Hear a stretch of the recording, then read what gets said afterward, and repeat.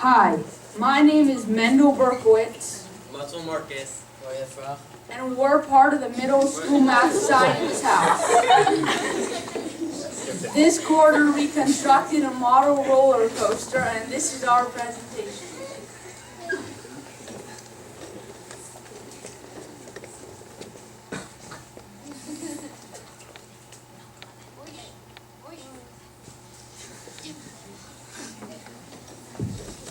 There are a few questions you can ask about roller coasters. How do they work? Why is lift hill always the highest part of the ride? How come it can never reach that point again? Why are different roller coasters different speeds, and how can you make a roller coaster go faster? When you look into the science of roller coasters, all these questions can be easily answered. There are two types of energy that have a big part in roller coasters: potential energy and kinetic energy. Potential energy is how far down you can go. So the higher up you are, the more potential energy you have.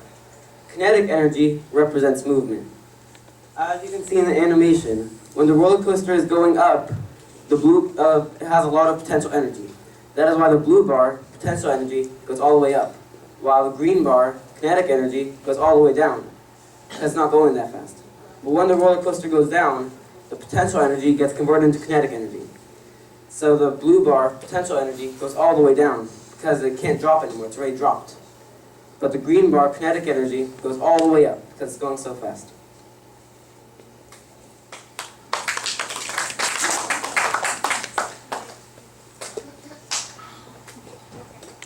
The reason that a roller coaster can never reach the highest point twice is because there are several factors that result in energy to be lost, which causes the roller coaster to slow down. One of these factors is friction. When two objects rub against each other, causes friction, which causes the train on the roller coaster to slow down. Another factor is air resistance. Air resistance is when the atmosphere is at least trying to stop an object from moving forward. That also causes it to slow down. Finally, there's sound energy. When you hear roller coasters making a lot of noise, it's actually making it slow down. Because when you hear the noise, that sound energy, it's actually making noise at the expense of kinetic energy, cause it to slow down. So these, among other factors, cause energy to be lost, which causes the roller coaster to slow down.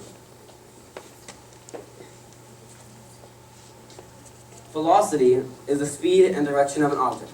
The higher the velocity, the faster you are going. The formula to find out speed is when you divide distance by time.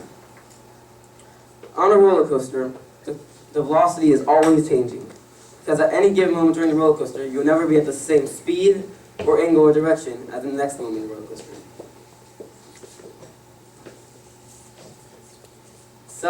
Acceleration is how long it takes an object to go a certain speed. You can experience acceleration when you're walking or driving. A Tesla is a great example of acceleration, as it goes from 0 to 60 miles an hour in just 4.2 seconds. Some roller coasters, like Accelerator, use acceleration to add a lot more thrill to the ride. The design of a roller coaster. There are two parts to the design of a roller coaster: the visual effects and the mechanical design. The visual effects include the paint, the music, the animations, and the lighting.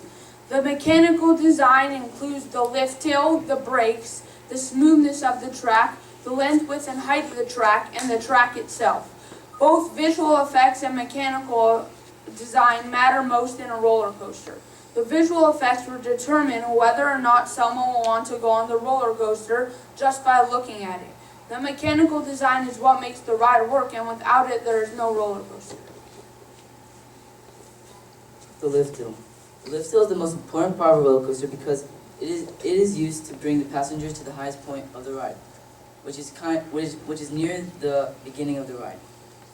The train is mechanically brought to the top of the lift hill, and there are many ways to bring it to the top.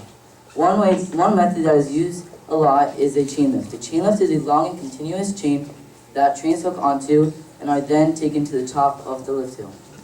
The higher the lift hill is, the longer the chain lift needs to be, and the more potential energy there is. And that means that the more speed and the longer the ride is, the faster and longer the ride is.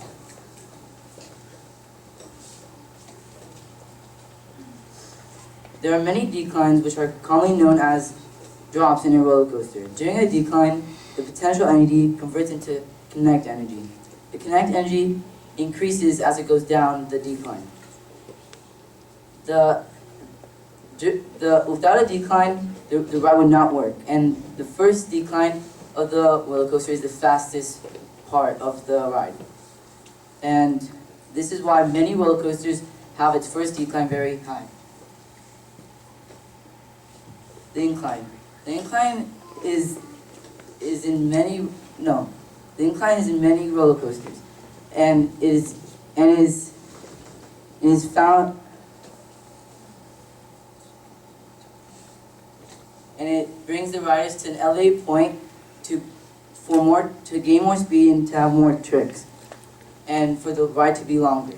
During the incline, the kinetic energy converts into potential energy. The potential energy increases during it goes down the incline, and the first incline of the roller coaster has to be taller than any other incline on the ride in order for the ride to work.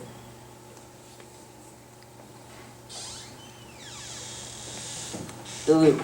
The loop is an amazing part of a roller coaster because it's thrilling and it's just an amazing experience. In order for a loop to work, the train has to have a lot of speed. During the loop, the potential energy increases as it goes up, and the kinetic energy decreases. After the train goes upside down, the potential energy converts quickly to kinetic energy, and then from there on, the kinetic energy increases. Turns. Turns are found in every single roller coaster. The main reason to have a turn is to change direction in the ride. That means that as taking a turn, velocity is changing. Velocity is the speed and direction. During a turn, potential and kinetic energy changes very little. Turns can be made in many different ways. Some turns can almost go upside down, while others can be so sharp that the riders may feel like they'd be thrown off the ride. Still others can be a relaxing turn, letting the riders have a time out from the thrill of the ride.